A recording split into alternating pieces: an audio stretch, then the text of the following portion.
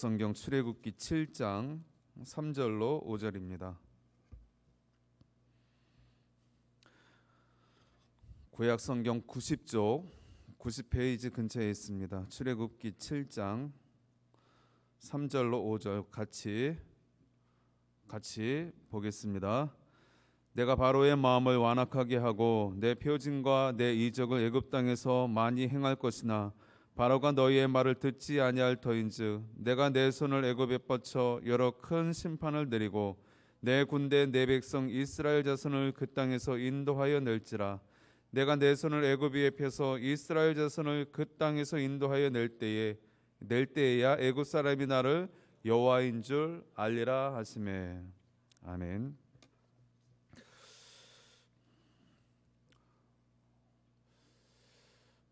우리는 항상 위기 가운데에 살아가고 있습니다. 지금도 국가적으로 또 전 세계적으로 위기입니다. 개인적으로도 위기일 수 있고 가정적으로 또 사회적으로 위기입니다.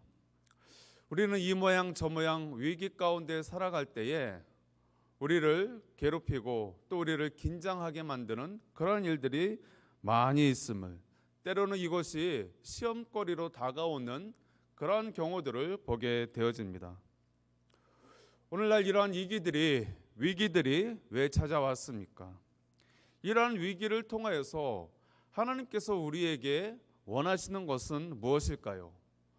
우리에게 요구하는 것이 무엇일까요?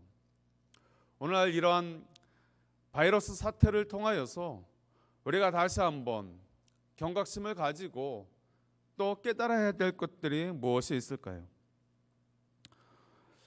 하나님은 때가 되자 고통 가운데 있는 이스라엘 백성들을 구원하기를 원하셨습니다.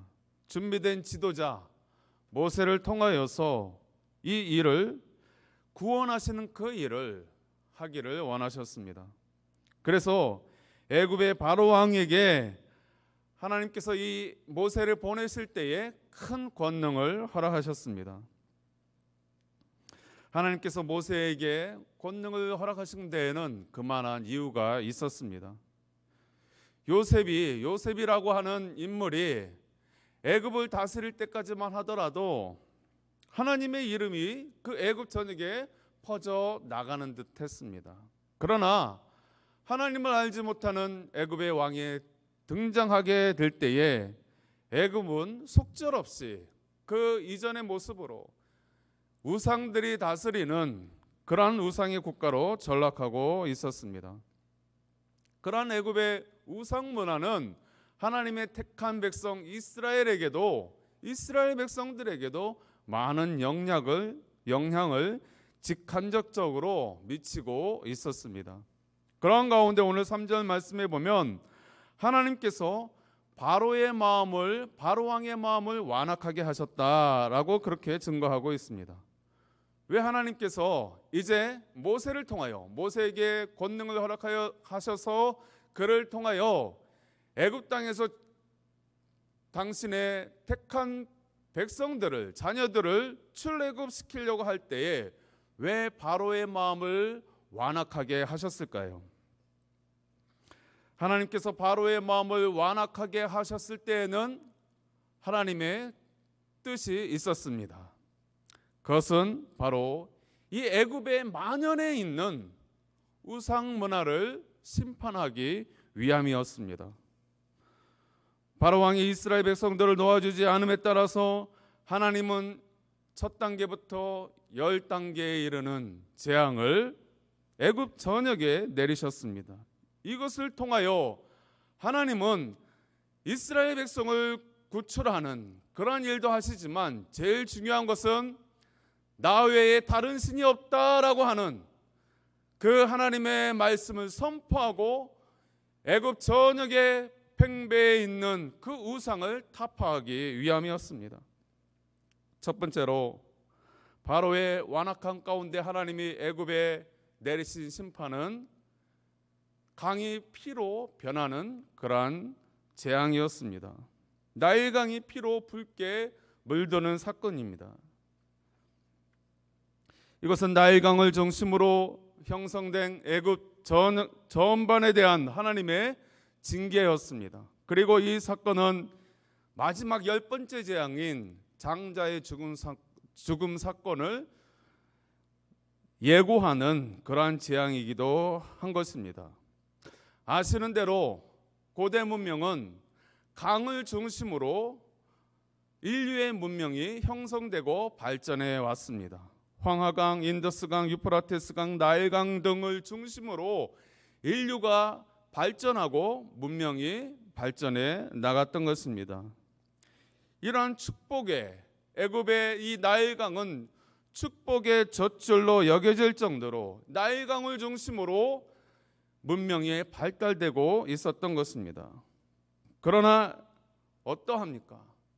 인간의 타락한 본성대로 그 교만 때문에 이 나일강은 축복의 강이 아니라 저주의 강으로 전락하고 마른 것입니다. 애굽인들은 어리석게도 그 강을 지배하지 못하고 강을 다스리지 못하고 오히려 지배당해서 그 나일강을 신격화해버리고 말았습니다. 이에 하나님은 그들의 일종의 우상인 이 나일강을 첫 번째로 심판하시는 것입니다. 이에 이 생명의 젖줄인 이 나일강이 풍요로운 이 나일강이 이제는 피로 변함으로 인하여서 그 물을 사용할 수 없는 죽음의 강이 되고 말았던 것입니다. 고대 근동 지역에서 이 피라고 하는 것은 특별히 죽음과 연관이 되어 있습니다. 죽음과 관계되어서 의식을 행할 때에 이 피를 사용했다라는 그러한 보고가 있습니다. 또 이 피라고 하는 것은 지하세계의 신들에게 바쳐지는 제사, 즉 저주와 죽음의 제사들에서 이 피를 뿌리는 그런 의식이 있었다라는 것입니다.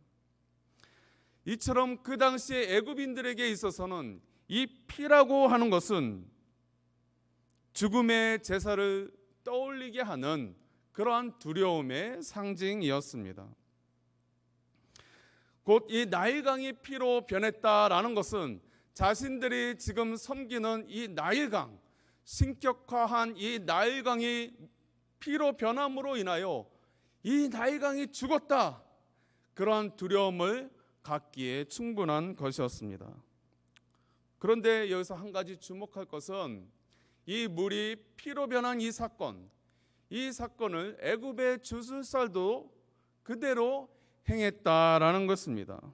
그것을 어떻게 속임수로 했는지 모르겠지만 이 애굽의 주술사가 물이 피로 변하게 하는 일을 하였던 것입니다. 이것을 본 바로 왕은 계속해서 마음이 완악하여서 그의 마음을 꿈쩍하지 아니하고 이스라엘 백성을 놓아주지 아니하였던 것입니다. 우리가 여기서 보는 것은 무엇입니까? 이 공중권세 잡은 자 사탄 마귀도 어느 정도의 능력과 기적과 이적을 행하는, 표적을 행하는 일들을 보이더라는 것입니다. 물론 그것은 일시적인 것이고 하나님의 능력에 미치지 못하는 것이지만 마귀에게도 그러한 능력이 있는 것입니다. 사람들은 그러한 표면적인, 일시적인 그러한 속임수를 바라보면서 우상을 섬기는 그런 어리석음을, 그런 행태를 보일 때가 많은 것입니다. 그러나 어떠합니까? 하나님의 능력에 그것은 아무것도 아닌 것입니다. 100분의 1, 1000분의 1도 되지 않는 것입니다. 보이는 그 표적을 따라서 우리가 사단 마귀를 따르는 것이 아니라 전능하신 하나님, 우리의 눈에 직접적으로 보이진 않지만 여전히 살아서 역사하시는 그 하나님을 바라봐야 하는 것입니다. 피라고 하는 것은 두려움이 아닌 것입니다. 피라고 하는 것은 죽음이 아닙니다. 저주가 아닌 것입니다. 피는 생명인 것입니다. 하나님은 생명의 근원인 이 나일강을 치심으로 인하여서 그 생명의 근원이 하나님께 있다, 우상에게 있지 아니하고 하나님에게 있다라는 것을 첫 번째 이 물이 피로 변하는 사건을 통하여 보이신 것입니다. 두 번째로 애굽에 내려진 재앙이 바로 이 개구리 재앙이었습니다. 하나님께서 재앙으로 두 번째 애굽에 치실 때에 개구리가 넘쳐나게 되었습니다. 원래 이 애굽에는 매년 이 나일 강물이 범람하게 될 때에 이것이 물이 범람하여서 차고 넘치고 다시 그 물이 빠져나가는 12월 초순경에 되어지면 그 쌓여 있는 퇴적층 위에 개구리들이 올라오곤 했다라고 그렇게 전하고 있습니다. 따라서 이 애굽 사람들에게 있어서 이 개구리라고 하는 것은 풍요를 가져다주는, 그 강이 범람하여서 그 퇴적층들에게 옥토가 되어서 그곳에서 이제 농사를 짓는, 그리고 많은 풍요를 가져다주는 그러한 역할 가운데에 이 개구리가 올라오는 모습을 바라보면서 올해도 이 풍요로운 이 물과 또 이 땅이 퇴적층 가운데에 농사를 지을 때에 많은 풍작을 가져오겠구나라는 것을 이 개구리를 보면서 그것을 예감하였다라는 것입니다. 그래서 이 개구리를 이 애굽인들이 어느 순간에 신격화하기에 이르렀던 것입니다. 우리에게 풍요로움을 가져다 주는 신, 우리에게 풍부한 생산력을 허락하는 이 개구리 우상을 섬기기 시작하는 것입니다. 고고학적 발굴에 의하면 오늘날에도 이 이집트 지역에 이 개구리 모양의 이러한 비석들이 발견되곤 하는 것을 볼 때에 이 애굽 사람들이 이 개구리를 신격화하여서 우리에게 풍요를 가져다주는 풍요의 신으로 그렇게 섬기고 있었다라는 것입니다. 얼마나 허망한 일입니까? 하나님이 창조한 피조물, 만물의 영장인 하나님의 형상으로 지음받은 사람이 한낱 그 땅의 조그만 그 개구리를 신으로 여기는 그런 어리석음을 범하고 있었던 것입니다. 그것은 그 개구리를 섬기기 위함이 아니라 자신들의 그런 물질적인 욕망, 이기적인 욕망, 자기의 많은 풍요를 통해서 자기를 이롭게 하려고 하는 그런 이기적인 욕망 가운데에 개구리를 섬겼다라는 것입니다. 그 개구리 우상을 우리 주님은 심판하신 것입니다. 그러한 개구리 재앙에도 불구하고 바로의 마음은 여전히 완악하였습니다. 모세의 요구를 묵살하였습니다. 그래서 하나님은 세 번째로 그리고 네 번째로 이 재앙과 파리 재앙을 연거푸 애굽 전역에 내리셨습니다. 여기서 우리가 주목해야 할 것은 이 두 번째 재앙부터는 애굽의 주술사들도 흉내를 내지 못하더라는 것입니다. 일시적으로 물이 피로 변하게 하는 그런 눈속임은 있었지만 그 이상의 개구리 재앙, 이 재앙, 파리 재앙과 같은 것을 불러올 수가 없었습니다. 무엇을 말하고 있습니까? 일시적으로 공중 권세 잡은 자 사단 마귀도 마지막 때에는 하늘에서 불을 떨어뜨리는 그러한 일도 행해 보일 수 있다라고 합니다. 그러나 그것이 지속되는 것이 아닙니다. 마귀도 광명의 창사로 나타나 보이기도 합니다. 그러나 그 안에 있는 본질은 금방 드러나 버리고 마는 것입니다. 악이 선을 이길 수 없는 것입니다. 아무리 마귀가 공중의 권세를 잡고 있다 한들라도 하나님의 손 아래에 있는 것입니다. 마귀가 아무리 능력이 있는 것처럼 그렇게 가장하여 우리에게 나타날지라도 하나님만 못한 것입니다. 주의 성도들, 주 예수의 보혈을 의지하여 그 피를 의지하여 나아가는 그러한 성도들을 이길 수 없다라는 것입니다. 그래서 이 애굽의 주술사들이 그 나머지들은 흉내를 내지 못하였던 것입니다. 이런 애굽에 내려진 네 가지 재앙에도 불구하고 바로의 마음이 더욱 강팍해짐에 따라서 이스라엘 백성들을 놓아주지 않음에 따라서 하나님께서 세 가지 재앙을 더 내리시게 되어집니다. 다섯 번째로 가축의 악질이 발생하는 재앙, 그리고 여섯 번째로 독종의 재앙, 7번째로 우박의 재앙인 것입니다. 그런데 이전까지는 환경을 하나님께서 변화시키는, 환경을 치셔가지고 사람들을 불편하게 만드는 그러한 재앙들이었다면, 이제부터는 직접적으로 사람의 몸에 피부병이 나거나 오늘날처럼 이런 전염병이 돌게 하는 독종의 재앙, 그리고 사람의 생산물인 가축을 병들게 하는 그러한 일을 통해서, 그리고 우박을 통해서 농산물들을 망치게 하는 그러한 일들을 통해서 사람의 생존에 관한 부분에 대해서 직접적으로 하나님이 재앙을 내리시는 것입니다.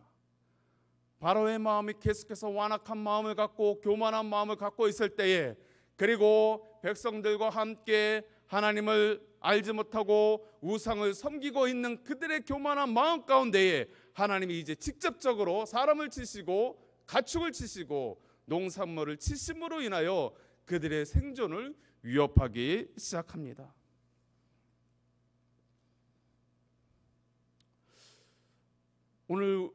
오늘날 우리에게 있어서 하나님은 우리에게 깨닫게 하는 그런 방법 중에 마지막 이 때에 하나님이 직접적으로 우리에게 깨달으라고, 이제 우리의 목숨을, 뉴스에 계속 보면 사람들이 마스크를 구입하려고 4시간 5시간씩 줄을 서면서 그 마스크 한 장 구하겠다고 줄을 서는 그런 모습을 아마 매스컴을 통해서 보셨을 것입니다. 그것을 통해서라도 내 생명 하나 보존해 보겠다고, 우리 가족 생명을 보존해 보겠다라고 4시간 5시간 서는 것입니다. 바이러스의 공포가 온 세계에 휩쓸자 사람들이 그러한 일들을 합니다.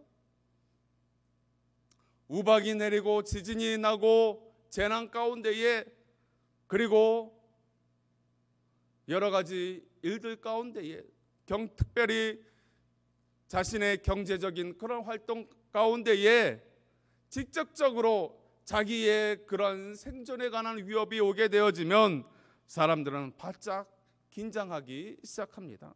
특별히 물질과 관련해서 우리는 얼마나 예민합니까?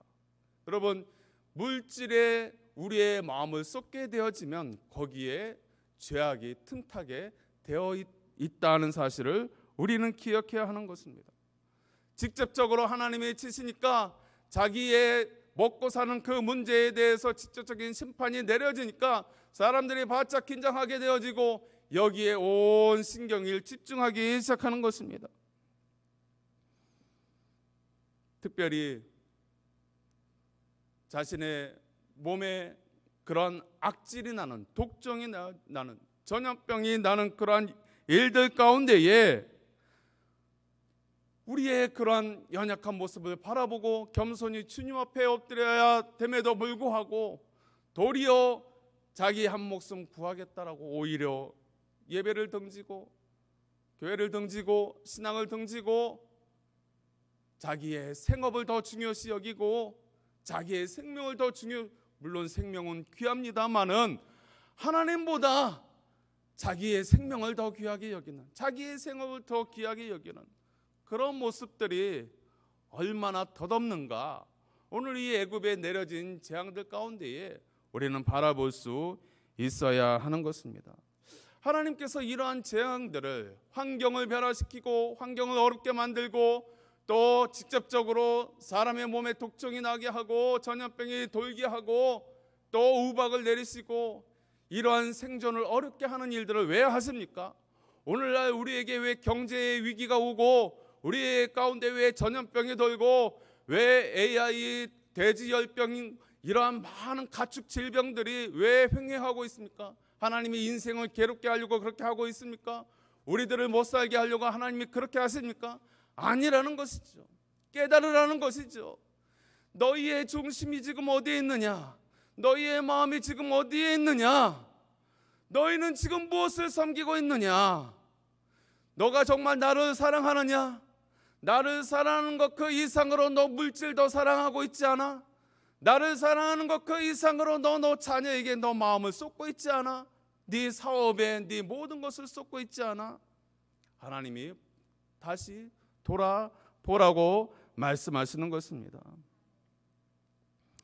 1년에 계속된 7가지 재앙에도 불구하고 애굽의 바로 왕은 계속 이스라엘의 출애굽의 약속을 이행하지 않자 하나님은 이번에는 8번째로 메뚜기 재앙과 또 9번째로 흑암의 재앙을 내리셨습니다. 그래야 이제 애굽의 모든 농작물들을 이전에 우박으로 한번 휩쓰셨는데 그래도 그 교만을 떨치지 못하니까 그 마음이 완악한 가운데 있으니까 하나님이 메뚜기로 완전히 농작물들을 다 씨를 말리고 마는 것입니다. 그리고 그들이 마지막으로 의지하였던 그 흑암의 재앙을 통해서 그들이 태양을 섬겼던 태양신, 해도 그들의 신이었던 것입니다. 그 너희들이 바라보면서 그것을 이 태양을 우상으로 섬겼던 그 모습들이 내가 만든 저 해를 바라보면서 너희는 도리어 저것을 우상거리로 만들었지 않느냐. 하나님은 흑암의 재앙을 통해서 그들에게 깨달으라고 말씀을 그러한 재앙을 허락하셨던 것입니다. 바로 왕은 그러한 광경을 보면서 두려워 떨었을 것입니다.